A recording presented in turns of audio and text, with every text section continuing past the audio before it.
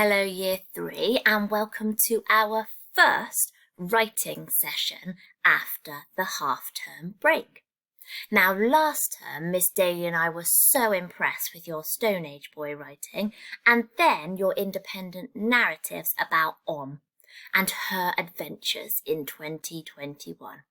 Well done to all of you, they made us smile.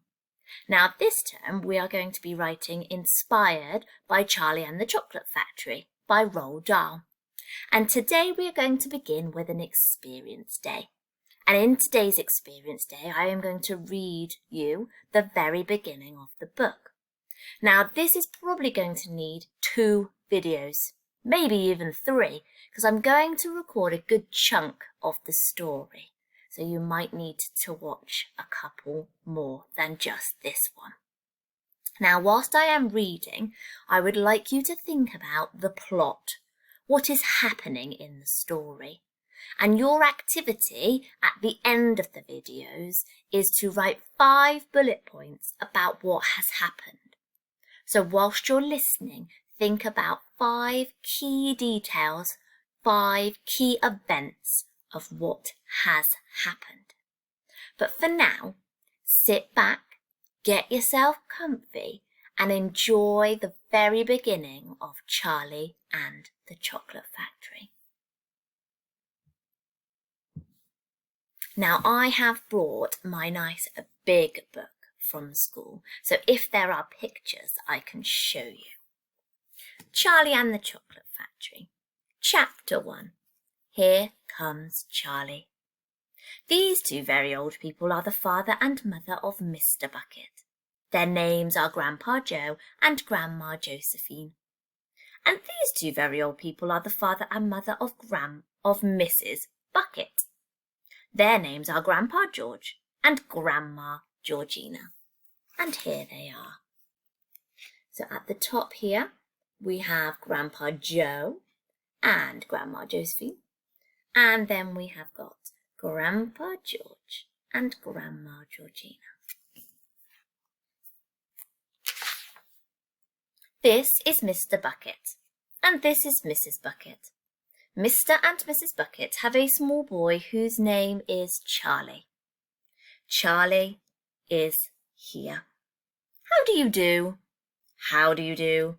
And how do you do again? He is very pleased to meet you. So we have Mr. and Mrs. Bucket and Charlie Bucket. The whole of this family, the 6 grown-ups, count them, and little Charlie Bucket lived together in a small wooden house on the edge of a great town. The house wasn't nearly large enough for so many people, and life was extremely uncomfortable for them all. There were only 2 rooms in the place altogether, and there was only 1 bed. The bed was given to the 4 old grandparents because they were so old and tired.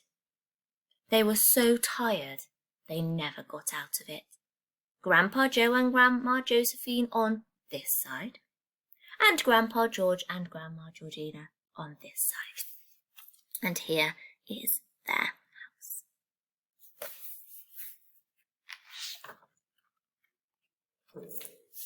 Mr. and Mrs. Bucket and little Charlie Bucket slept in the other room upon mattresses on the floor.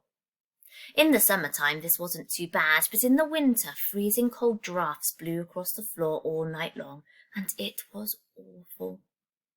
There wasn't any question of them being able to buy a better house or even 1 more bed to sleep in. They were far too poor for that. Mr. Bucket was the only person in the family with a job. He worked in a toothpaste factory, where he sat all day long at a bench and screwed the little caps onto the tops of the tubes of toothpaste after the tubes had been filled. But a toothpaste cap screwer is never paid very much money, and poor Mr. Bucket, however hard he worked and however fast he screwed on the caps, was never able to make enough to buy 1/2 of the things that his large family needed. There wasn't even enough money to buy proper food for them all. The only meals they could afford were bread and margarine for breakfast, boiled potatoes and cabbage for lunch, and cabbage soup for supper. Sundays were a bit better. They all looked forward to Sundays because then, although they had exactly the same, everyone was allowed a second helping. The Buckets, of course, didn't starve, but every one of them, the 2 old grandfathers, the 2 old grandmothers, Charlie's father, Charlie's mother, and especially little Charlie himself, went about from morning till night with a horrible empty feeling in their tummies. Charlie felt it worst of all, and although his father and mother often went without their own share of lunch or supper so that they could give it to him, it still wasn't nearly enough for a growing boy. He desperately wanted something more filling and satisfying than cabbage and cabbage soup. The one thing he longed for more than anything else was chocolate. Walking to school in the mornings, Charlie could see great slabs of chocolate piled up high in the shop windows, and he would stop and stare and press his nose against the glass, his mouth watering like mad.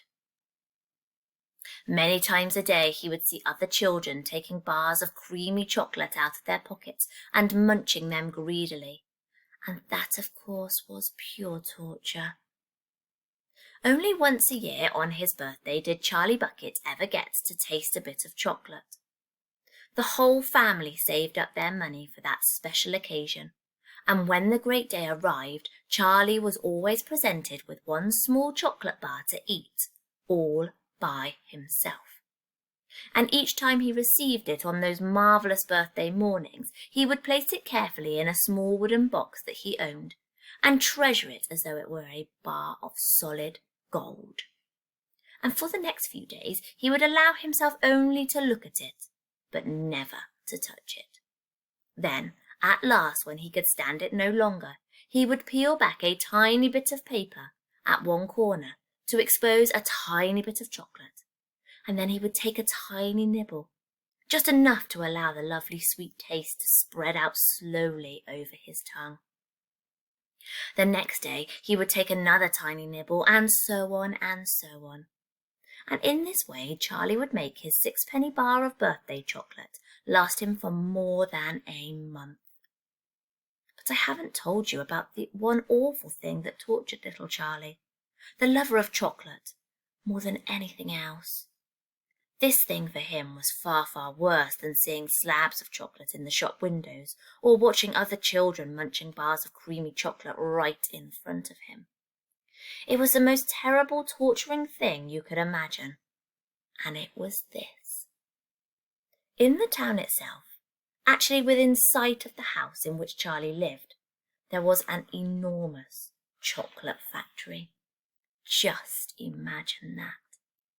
And it wasn't simply an ordinary enormous chocolate factory either. It was the largest and most famous in the whole world. It was Wonka's factory, owned by a man called Mr. Willy Wonka, the greatest inventor and maker of chocolates that there had ever been. And what a tremendous, marvellous place it was. It had huge iron gates leading into it, and a high wall surrounding it, and smoke belching from its chimneys, and strange whizzing sounds coming from deep inside it. And outside the walls, for half a mile around in every direction, the air was scented with the heavy, rich smell of melted chocolate. Twice a day on his way to and from school, little Charlie Bucket had to walk right past the gates of the factory. And every time he went by, he would begin to walk very, very slowly.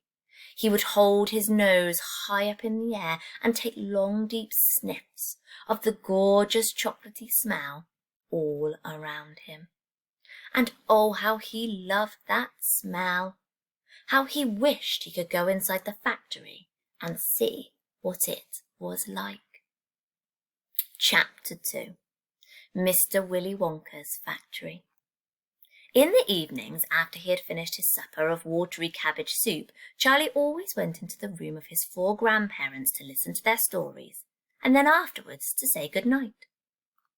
Every one of these old people was over 90. They were as shriveled as prunes and as bony as skeletons, and throughout the day, until Charlie made his appearance, they lay huddled in their one bed, 2 at either end with nightcaps on their heads, to keep them warm.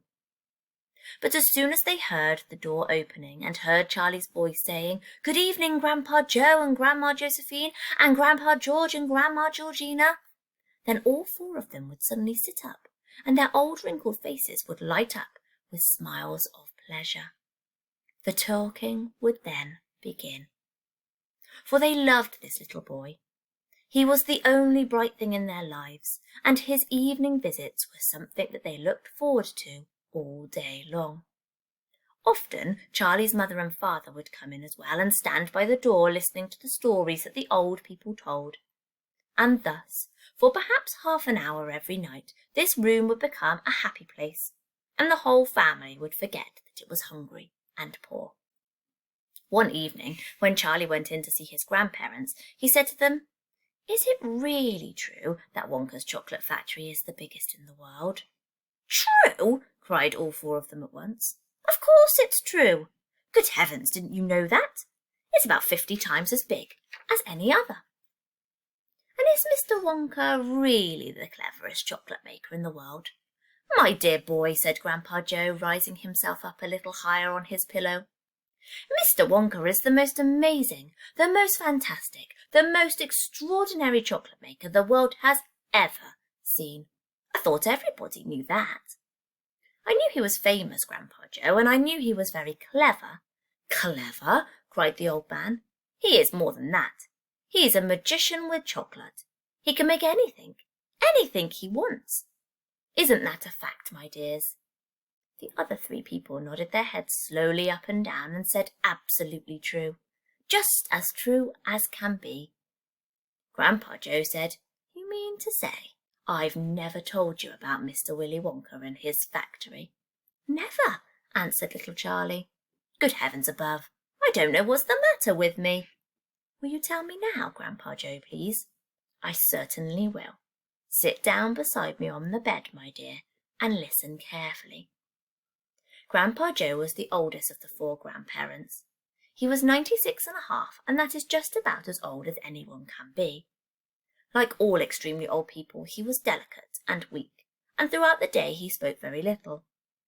But in the evenings, when Charlie, his beloved grandson, was in the room, he seemed in some marvellous way to grow quite young again. All his tiredness fell away from him, and he became as eager and as excited as a young boy.